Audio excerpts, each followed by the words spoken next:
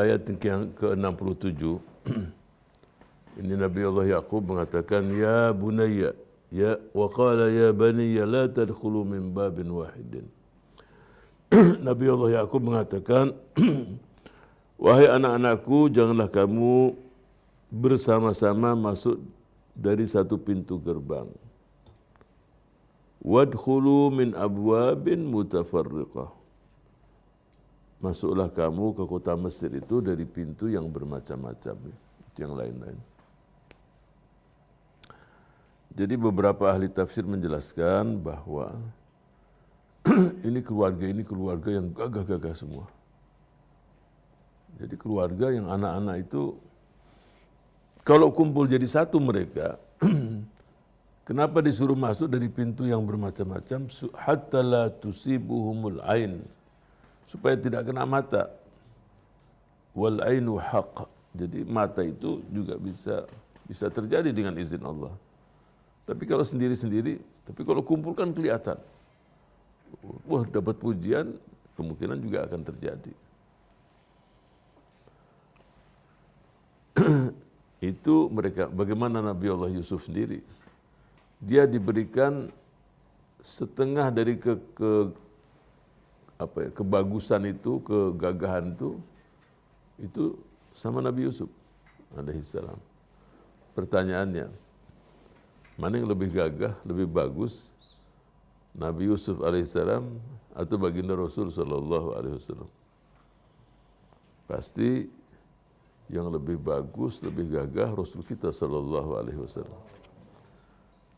Nah, cuma bedanya seperti yang dikatakan oleh ulama,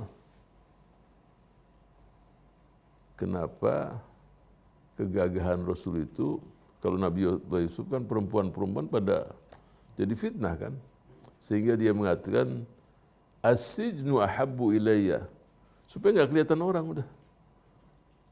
Ya. Untuk bayangkan bagaimana kegagahan dia ketika wanita itu melihatnya.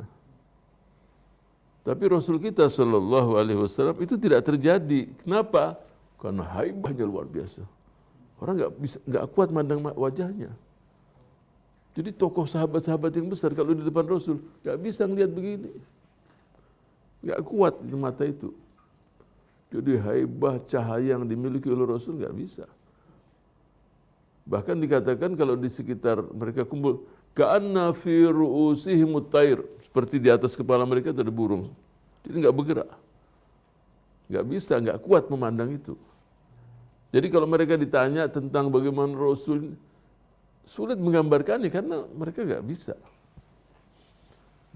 Kenapa Ummi Ma'bad bisa melihat itu semua? Yang saya pernah ceritakan, kemah yang di padang pasir. Pertama dia nggak begitu kenal dia, tapi dia kaget melihat orang ini.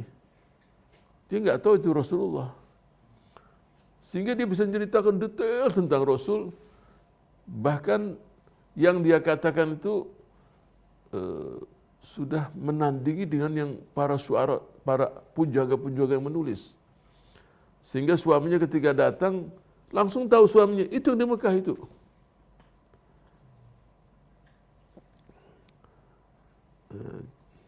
Sehingga Hasan bin Sabit mengatakan tentang Rasul sallallahu alaihi wasallam, wa ahsanu minka lam tara qattu aini wa ajmalu minka lam talidin nisa khuliqta mubarra'an min kulli aibin ka'annaka qad khuliqta kama tasha wa ahsanu minka lam tara qattu aini. Jadi kebagusanmu, ya, keelokanmu tidak pernah dipandang oleh mata. Wa ajmalu minka lam talidin nisa'u, kegagahanmu itu tidak pernah dilahirkan oleh seorang wanita pun.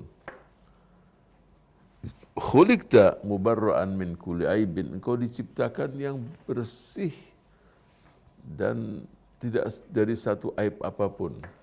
Ka'annaka khuliqta kama tasha'u, seakan engkau diciptakan itu sesuai dengan kehendakmu. Itu. Jadi keluarga Nabi Allah Yusuf ini memang keluarga yang luar biasa, gagah semuanya, apalagi Nabi Yusuf. Sehingga ayahnya itu memerintahkan masuk ke Mesir itu dari pintu yang banyak. Ya, bukan satu pintu, jadi salah satu hikmatnya semua biar cuma mata itu memang hak bisa terjadi dengan izin Allah. Sehingga orang kalau dipuji dia apa ya baca Masya Allah, Allahumma sholli ala Sayyidina Muhammad supaya tidak kena. Tuh.